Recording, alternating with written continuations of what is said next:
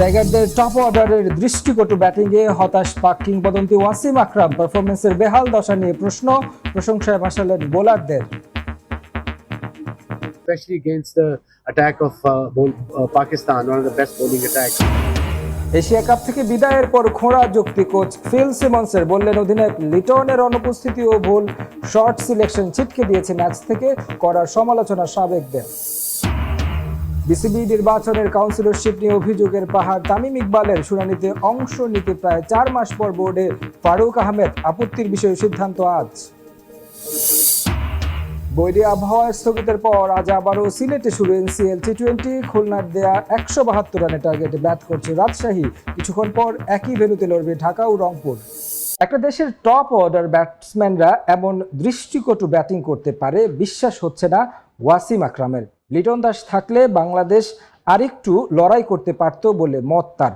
যদিও পাক কিংবদন্তিকে মুগ্ধ করেছেন তাসকিন, রিশাদ স্মৃতি রোমন্থন করেছেন বাংলাদেশের ঘরোয়া ক্রিকেটের সোনালী অতীতকে। 120 বলে 136ও করতে পারা যায় না তা বিশ্বাস করা কঠিন বাংলাদেশের খেলা না দেখলে। এরকম নিদারুণ ব্যাটিং জন্ম দিয়েছে হাসি ঠাট্টার। এমনকি পাকিস্তান কিংবদন্তিও অবাক, টেস্ট খেলুড়ে একটা দেশের টপ অর্ডার কিভাবে এত জঘন্য ব্যাটিং করে। I think it was just the way they batted. I think বাংলাদেশের পরাজয়ের কারণটা ওদের ব্যাটিং। বোলিংয়ে ওরা দুর্দান্ত ছিল, পাকিস্তানকে মাত্র 135 রানে বেঁধে ফেলেছিল। পরিকল্পনাটা হওয়া উচিত ছিল নতুন বলে দেখে খেলা। পাওয়ার প্লেতে 1 উইকেট হারিয়ে 40 রান করলেও ঠিক ছিল, কিন্তু ওরা 3 উইকেট হারিয়ে ফেলেছে।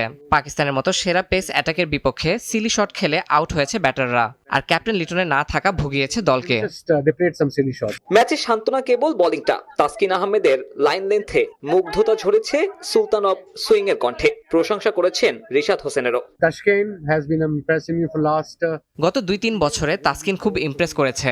যেভাবে সে বল করে, উইকেট নেয়, সে দলের অন্যতম সেরা বলার। মুস্তাফিজ তো ভালোই, আর রিশাদকে আমি সবশেষে পিএসএল এ বল করতে দেখেছি, সে দারুণ করেছিল। তার ভবিষ্যৎ উজ্জ্বল। বাংলাদেশে ওয়াসিমের স্মৃতির শেষ নেই।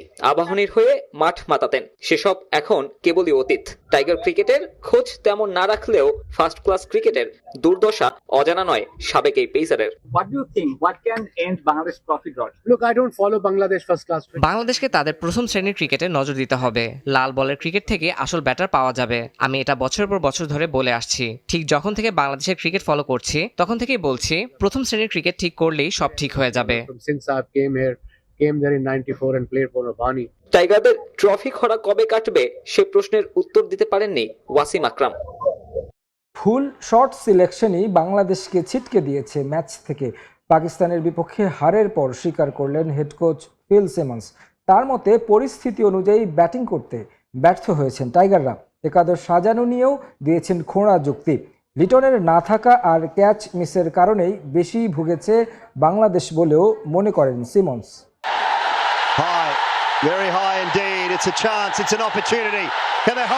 কাণ্ডজ্ঞানহীন ব্যাটিং, ছোট লক্ষ্য তাড়া করতে গিয়ে বড় শটের পেছনে ছোটা। টাইগাররা যেন ব্যাটিংয়ে নেমে ভুলে গেছেন ম্যাচ সিচুয়েশন। দায়িত্বহীনতার বালাই নেই ব্যাটারদের মাঝে।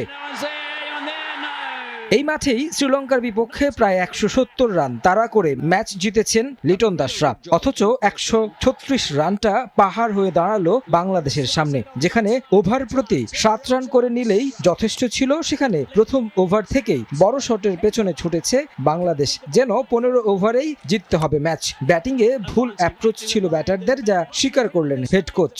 Bangladesh, we just chased 162 games ago with the same batting order. আমাদের কখনো নির্দেশনা ছিল না যে 15 কিংবা 18 ওভারে জিততে হবে। আমরা ম্যাচটা জিততে চেয়েছিলাম, কিন্তু ক্রিকেটাররা শর্ট সিলেকশনে ভুল করেছে। একের পর এক বড় শট খেলতে গিয়ে উইকেট বিলিয়েছে। এমনটা হতে পারে, তবে ক্রিকেটাররা সময় উপযোগী ক্রিকেট খেলতে ব্যর্থ হয়েছেন। 50 রানের আগে যে দলটা 5 উইকেট হারিয়েছে, সেই দলটাই নির্ধারিত ওভারে তুলেছে 135 রান। অথচ সুযোগ ছিল 100 রানের নিচে অল আউটের। ক্যাচ মিস নষ্ট করেছে সেই সুযোগ, যার মাসুল গুনতে হলো দলকে। হাতের মুঠোয় থাকা ম্যাচ হেরে বিদায় নিতে হলো এশিয়া কাপ থেকে। কোচ অবশ্য বলছেন লিটন দাসের ইনজুরি ভুগিয়েছে দলকে।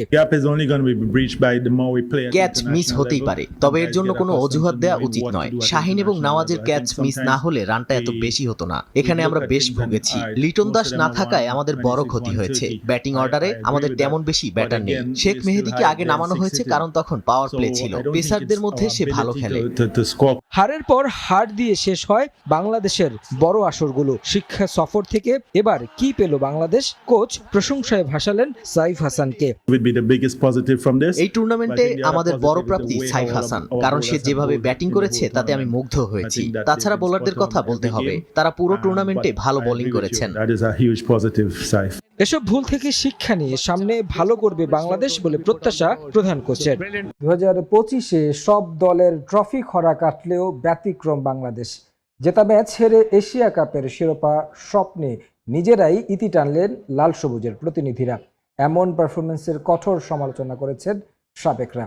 টাইগার ক্রিকেটের ট্রফি খরা কবে নাগাদ কাটবে সেটাও অজানা। চলতি বছর অর্থাৎ 2025 সালে বিভিন্ন লিগে বিভিন্ন ধরনের স্পোর্টসে 11টি দল নিজেদের প্রথমবারের মতো শিরোপা জিতেছে অথবা একটা লম্বা সময়ের ট্রফি খরার অবসান ঘটিয়েছে। সেখানে যেমন নাম আছে রয়্যাল চ্যালেঞ্জার্স বেঙ্গালুরুর, ঠিক তেমনি নাম আছে পিএসজি কিংবা টটেনহ্যামেরও। এছাড়াও বাস্কেটবলেও নিজেদের দীর্ঘ ট্রফি খরা শেষ করেছে অনেকগুলো দল। তবে ব্যতিক্রম কেবল বাংলাদেশ, কারণ বাংলাদেশ আসলে চায় কিনা তারা জিততে কিছু, সেই বিষয়ে প্রশ্ন থেকে যায়। বাংলাদেশ দল এমন একটা শুরুর পরে এমন একটা সহজ ম্যাচে যেভাবে হারলো তা আসলে নতুন করে ভাবতে বাধ্য করবে এই দলটার লক্ষ্য বা উদ্দেশ্য সম্পর্কে। পাকিস্তানের মতো দলকে না হারাতে না পারে এটা হতাশার অবশ্যই।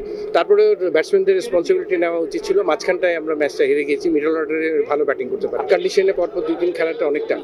তারপরে আমি মনে করি যে সুযোগটা চলে এসেছিল এই সুযোগটা হাতছাড়া হয়ে যাওয়া, এটা আবার কখন পাবো আমরা ফাইনাল খেলার একটা সুযোগ, এটা অপেক্ষা করতে হবে। বাংলাদেশ দল গ্রুপ পর্বেও খুব ভালো ক্রিকেট খেলতে পারেনি, তবে রান রেটের মার প্যাচে চড়ে সুপার 4-এ যে সম্ভাবনা তৈরি হয়েছিল তা পরপর 2 ম্যাচে হেরে সব খুইয়ে দিয়েছে।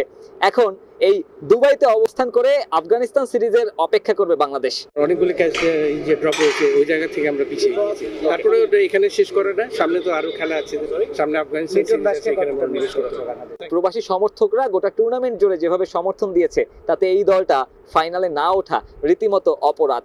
এবং এই স্টেডিয়াম চত্বরে পাকিস্তানি সমর্থকরা যেভাবে হাসি ঠাট্টা করেছে বাংলাদেশ দলকে নিয়ে, সেটা একজন গণমাধ্যম কর্মী হিসেবেও আফসোস আর হতাশার। মিডল অর্ডারের ব্যাটিংটা ইনিশিয়ালি আমরা ওপেনাররা যেভাবে ব্যাটিং করেছি এটাই আমরা ম্যাচ হেরে গেছি। এটা অবশ্যই ব্যাট লাগে, এরা এত পরিশ্রম করে এখানে যে খেলা দেখতে এসে রেজাল্টটা না পাওয়ার একটা সুযোগ এমনভাবে হাতে এসেছিল, সুযোগটা হাতছাড়া, এটা খুবই দুঃখজনক। তবে ওই যে স্বপ্ন দেখে যাবে ক্রিকেট ভক্তরা, স্বপ্ন দেখে যাবে টাইগার ভক্তরাও। তারা আশায় দিন গুনবে পরবর্তী আসরে হয়তো আবারও আশায় বুক বেঁধে মাঠে গিয়ে সমর্থন দিবে প্রিয় দলকে। তবে আরাধ্যের ট্রফিটা কবে নাগাদ আসবে কিংবা প্রতিপক্ষের এই হাসি ঠাট্টা কবে নাগাদ থামবে সে প্রশ্নের উত্তর নেই কারো কাছে। বাংলাদেশ দলের ক্রিকেটাররাও হয়তো জানে না সে প্রশ্নের উত্তর কবে নাগাদ মিলতে পারে। টাইগারদের ব্যর্থতায় এখন আর আক্ষেপে পড়েন না সমর্থকরা, বরং নিয়মিত তীরে এসে তরি ডোবানোর পুরনো গল্পে অভ্যস্ত হয়ে গেছেন তারা।